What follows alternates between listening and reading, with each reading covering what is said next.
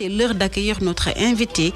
Il s'appelle Ibrahima Benjamin Diagne, l'auteur de Morceaux de Var. Il s'agit d'un recueil de poèmes, un deuxième ouvrage après un essai publié en 2010 dans 29 poèmes. L'auteur a traité l'actualité, entre autres la pirogue avec le phénomène de l'immigration irrégulière, le bradage du littoral, entre autres sujets. Entretien avec Koumba Ndiane Faye. Morceaux de Var, ainsi s'intitule le recueil de poèmes de notre invité, qui signe ainsi son deuxième ouvrage après celui publié en 2010 sous forme d'essai titré La guerre des dieux. Nous sommes avec Ibrahima Benjamin Diagne. Les fidèles auditeurs de la RFM diront certainement « Ah, notre Benjamin qui nous habitue à de bons reportages, enquêtes ou revues de presse. » Et oui, il s'agit bien de lui. Benjamin, bonjour. Bonjour Sandiane, au plaisir de te retrouver dans ce studio. Le plaisir est partagé.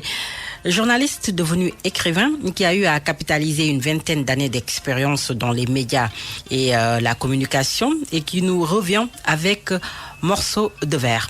Ibrahima, à la page 5 d'abord, tu as cité Léopold Sédar Senghor. Le poème n'est accompli que s'il se fait chant, paroles et musique en même temps. À quoi t'inspire cette citation ? Merci Sandiane de m'avoir invité dans ce studio de la RFM pour parler de poésie, cette fois-ci justement.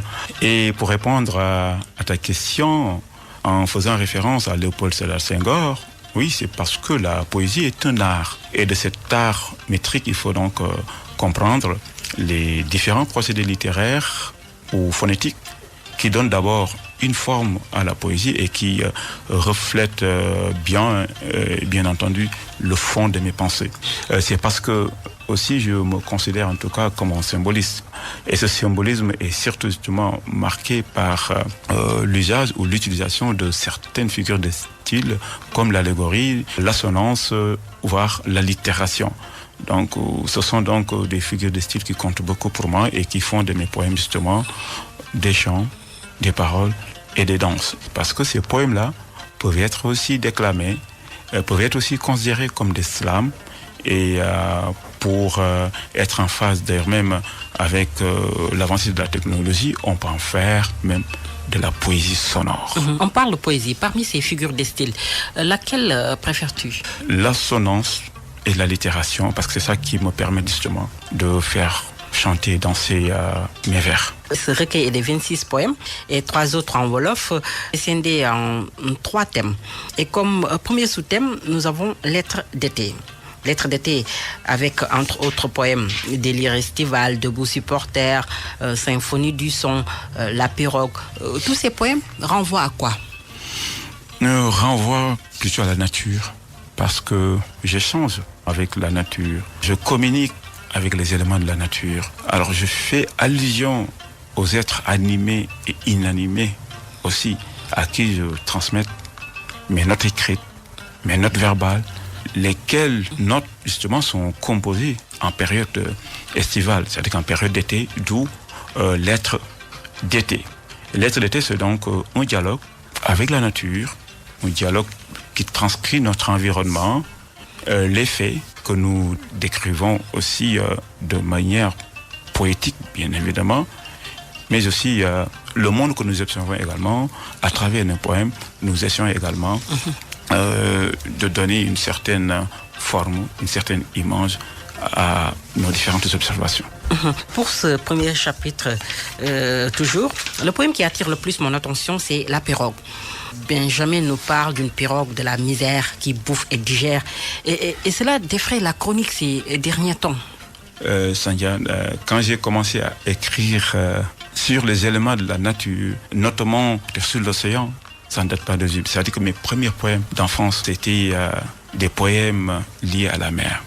Donc c'est pourquoi il y a plus de 5 poèmes qui évoquent cette thématique, bien avant même ces histoires de Balzac ou Balsas, bien avant cette tragédie du Diola. J'ai toujours évoqué cette thématique qui relève du champ lexical, la mer, l'océan avec ses vagues dangereuses et mortelles, et que les jeunes bravent la mer à bord de pirogues de fortune, des pirogues souvent craquelées même en pleine mer. Toujours chapitre 2, littoral. avec une écriture magnifique, je dirais. Fais-nous plaisir de nous lire ce poème. C'est mon préféré en tout cas.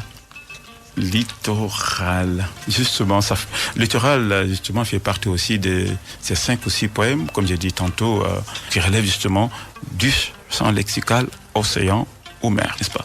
Alors là, c'est littoral. Et dans li, il faut lire li, L-I-S, T comme to, T-O, accent chapeau, T, R-A-L, R-A, accent chapeau, L-E. Littoral. Dakar s'étouffe, ouf, le littoral se bouffe, les plages rasées, les hommes blasés, oh, souvent la capitale, oh, littoral. Ce lit est un grabat, un tas de gravats, que de fracas, comme Corona, Dakar se bouffe, le littoral s'étouffe. Pour dire quoi? Justement, et là, c'est en passant justement sur la corniche. Tout ce que j'ai transcrit ici, c'est ce que j'ai vu. Donc, j'ai exprimé tout simplement mes sentiments, mes émotions, en regardant justement la mer qui avance. En regardant également ceux qui exploitent le sable et qui provoquent justement cette avancée de la mer. Attaquons le deuxième chapitre, Chant macabre. Comme la mer, comme l'océan, comme ces éléments de la nature que j'ai évoqués tout au long de ce recueil. Aussi, Corona est revenu aussi plusieurs fois aussi dans mes écrits. Et en parlant de 100 mots, 100 comme chiffre, 100 mots, c'est parce que justement, c'est pour parler du Corona avec son lot de conséquences. Et mots comme mots de tête. Oui, comme maux de tête, comme mal, voilà, autant comme dégâts. Et une pandémie justement qui a freiné toute notre économie, qui a freiné d'ailleurs l'économie mondiale, je dirais, qui a touché également tous les secteurs d'activité. Le troisième chapitre, parle-nous du poème qui attire le plus ton attention. Moi je dirais plume vaccinale et ça rejoint justement ce que je viens de dire. Ça renvoie toujours au Corona. Ouais. Pourquoi? Oui, parce que plume vaccinale, c'est la fin de la Covid, du Corona. Et vous savez, pendant la Covid, les artistes, les écrivains, les auteurs, et on a vu qu'il y a eu aussi plus d'inspiration. Les gens sont devenus prolixes et aussi productifs, n'est-ce pas? Et plume vaccinale, justement, c'était juste pour montrer également la contribution de tous les artistes, la contribution de tous les auteurs, de tous les écrivains. Les gens aussi ont utilisé leur plume pour vaincre justement Corona. Et en disant également la plume, pensez aussi à tous les supports médiatiques, n'est-ce pas? Un recueil de 26 poèmes et 3 autres en Wolof. Pourquoi faire du talif? Bon, certains même vont dire que pourquoi un sérère se met à faire du talif, n'est-ce pas? Quoi qu'on dise, le Wolof, c'est une langue de communication, en tout cas au Sénégal. Tout le monde parle Wolof. Même tout le monde, le sérère, le maniaque, le Diola, le Halpolar, tout le monde. Et dans toutes les radios, vous voyez, nous avons des radios bilingues, français, Wolof. Alors là, je voudrais juste, en même temps aussi, promouvoir les langues nationales. Alors c'est vrai parce que comme disait Senghor, enrichissement mais aussi l'ouverture. Alors oui. Moi je suis de ceux qui pensent qu'il faut s'enraciner mais tout en s'ouvrant donc à l'extérieur, n'est-ce pas? Je suis pour la civilisation de l'universel, je suis pour le dialogue des cultures, je suis pour le mélange, je suis pour le métissage, je suis pour le brassage. Et comme disait l'autre, l'avenir justement appartient au métissage. Donc c'est une manière aussi voilà, de faire un certain mixage entre le français et le Wolof, mais écrit pourtant le français et le Wolof, écrit par un sérère. Lorsque tu écris, qu'est-ce qui t'arrête pour te dire stop? Soit c'est long, soit tout est dit. C'est mon cœur qui me guide. C'est ma colère qui m'inspire, n'est-ce pas? Alors, je dialogue souvent avec les éléments de la nature. Quand, en période d'été, je suis très inspiré. N'est-ce pas? Quand il fait chaud, je suis très inspiré. Parce que quand il fait chaud, on est souvent dehors et puis voilà, on observe la nature et ça me donne aussi une certaine inspiration. Je suis aussi très émotif, n'est-ce pas? Je laisse souvent mon cœur parler. Il n'y a rien qui me dit arrête, stop. Non. J'écris et je laisse le cœur parler. Est-ce que le journaliste s'est lancé pour de bon dans cette carrière d'écrivain? Bon, je dirais que je suis déjà auteur de deux livres, un essai et le recueil de poèmes Morceaux de verre que je viens donc de publier, n'est-ce pas? Et je compte bien évidemment écrire d'autres livres. Je compte écrire une pièce théâtrale, je compte écrire un roman, je compte aussi écrire des recueils de nouvelles. Et je voudrais véritablement m'essayer à tous les gens littéraires. La RFM vous remercie.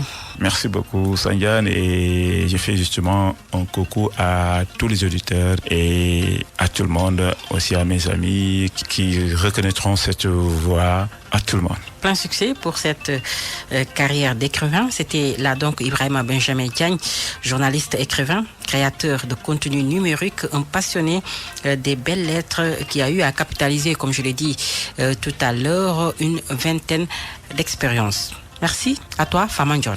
Merci à Koumba Sandiane Faye, merci également à Anna Rocha, merci à Ousseynou Diop, merci à Serigne Salou Seck, c'était Fama John à la présentation, à la technique Kaderlo, merci de nous avoir suivis. Rendez-vous samedi prochain pour un autre numéro de Khalam.